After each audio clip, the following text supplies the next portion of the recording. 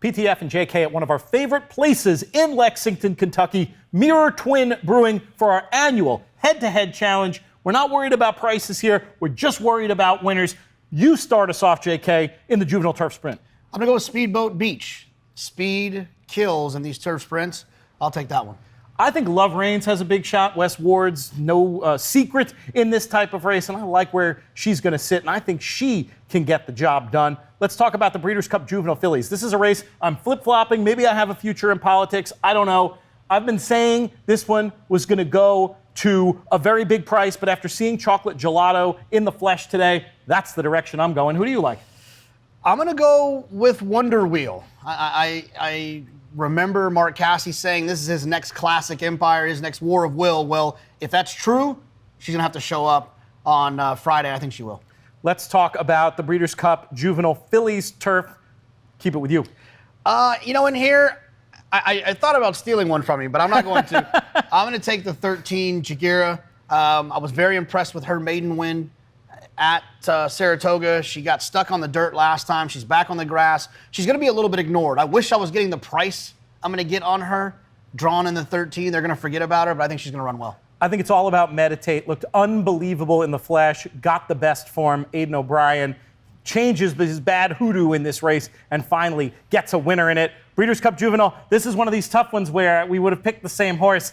I'm going to go with Cave Rock. I just think he's too obvious. Do you have any alternative to him? Yeah, this is unfair. I will take... If you don't like this, wait till we get to the Classic. I'll take Blazing Sevens. I thought the performance last time was good enough in the Champagne. It was on a sloppy racetrack. I think a horse that could be progressing. The sire, Good Magic. Chad won the race with him. I think Blazing Sevens. I'm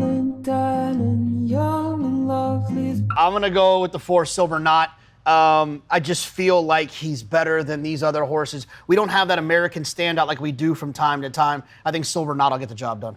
I will take the Chad Brown runner in this spot as an alternative. Number 8, I'm Very Busy, wins the Breeders' Cup Juvenile Turf for the purposes of our head-to-head challenge here. And now we'll make the pivot on to Saturday with the Breeders' Cup Filly and Mare Sprint, and it's back to my honor. This is another one I think we're going to pick the same horse if we could.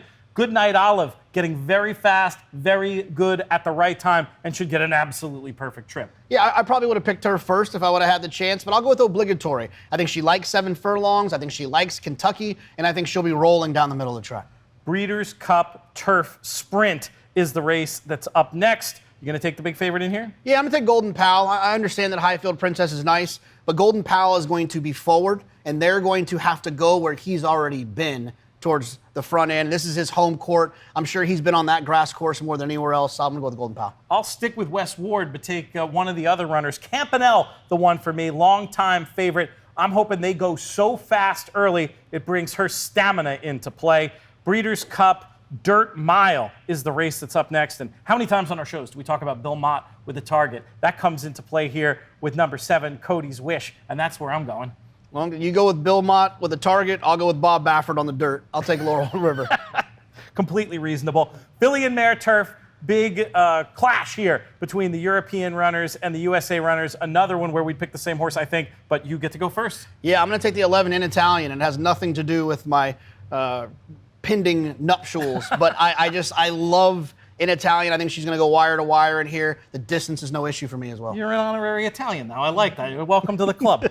I'll take Nashua. It's tough because I also really like Above the Curve, but I think Nashua overall has the best form. And, we're putting prices aside here. I'm going to go with her and hope she can adapt well to the USA style of racing. The Breeders' Cup Sprint is next. Yet another one of these. Gosh, we're going to have a lot of the same opinions on the Final Answer show, aren't we? I think it's going to be awfully tough to down the favorite. You know what? I'm going to go with Kamari, though, because I really do like her a lot. She's looked amazing all week, and I feel bad for beating up on all these horses. I know you're looking forward to betting. It's very nice of you to do that. I'll take Jackie's Warrior. What he did at Saratoga throughout his career, winning a Grade 1 basically every year of his life, I'm very excited to see him kind of go out. He needs to be a Breeders' Cup champion for us to kind of accept who he really is. So I'm really going to be rooting for him. Yeah, that would be a stat Steve Asmussen doesn't want to hear. Best horse to never win a Breeders' Cup race. That would probably get you kicked out of the barn if you mentioned that one. Breeders' Cup Mile is up next. Who wins it?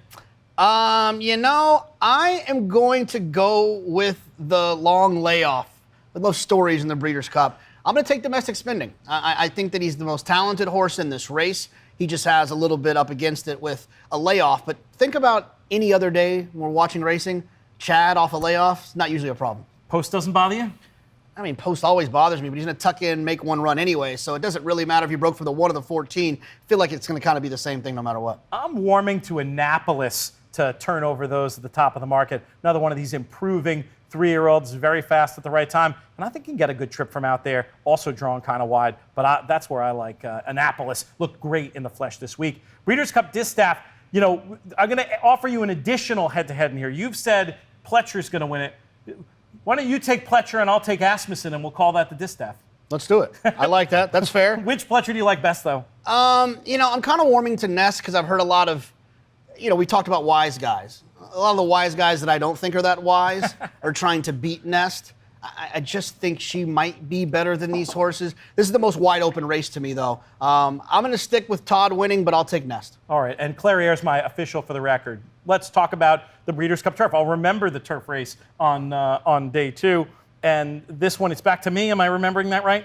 I believe it is. Let's go with Mishriff. I think he's the best horse in the race. I've loved the way he's looked. And 6-to-1's an appealing price. Of course, for this, it's not about price. It's about who's going to win. But I think Mishriff might be the most likely winner. I'm going to go Rebels Romance. My friend and colleague Richie Migliori reminded me the other day that good 3-year-olds facing good 4-year-olds, the 4-year-olds typically prevail. I'll go with Rebels Romance. We could do a Say It With Me for the Breeders' Cup Classic. It's obviously going to be Flightline. I have a feeling you agree. But who do you pick for the purposes of this head-to-head? I feel like picking someone wild in here. Look, I think Epicenter's the most likely winner, but for the sake of this conversation, I'm gonna take Hot Rod Charlie.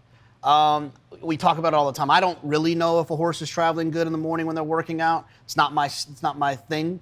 He looked pretty darn good this morning. He was very, very smooth in his gallop. I completely agree. That's it. 14 races here at the Breeders' Cup. Loads of amazing betting opportunities. PTF and JK from Mirror Twin Brewery in Lexington, Kentucky. May you win all your photos.